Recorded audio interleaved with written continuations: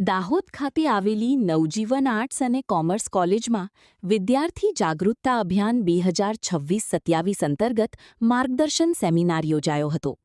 ગુજરાત સરકારના શિક્ષણ વિભાગ અને ગુજરાત કોમન એડમિશન સર્વિસીસના સહયોગથી યોજાયેલા આ સેમિનારમાં ધોરણ 12 પછી કોલેજ પ્રવેશ પ્રક્રિયા અંગે વિદ્યાર્થીઓ અને વાલીઓને માર્ગદર્શન આપવામાં આવ્યું હતું. કાર્યક્રમ દરમિયાન સરકારી વિજ્ઞાન કોલેજ છોટાઉદેપુરના અધ્યાપક ડોક્ટર નિખિલ સવનિયાએ GCES પોર્ટલ પર રજિસ્ટ્રેશન, ઓનલાઇન ફોર્મ ભરવાની પ્રક્રિયા તેમજ કોલેજ અને કોર્સ પસંદગી અંગે સરળ ભાષામાં માહિતી આપી હતી.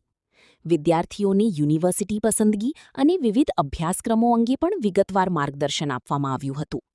સેમિનારમાં કોલેજના આચાર્ય, વિભાગાધ્યક્ષો તેમજ GCESના સંકલનકારો ઉપસ્થિત રહ્યા હતા. 50થી વધુ વિદ્યાર્થીઓ અને વાલીઓએ હાજરી આપી કાર્યક્રમનો લાભ લીધો હતો.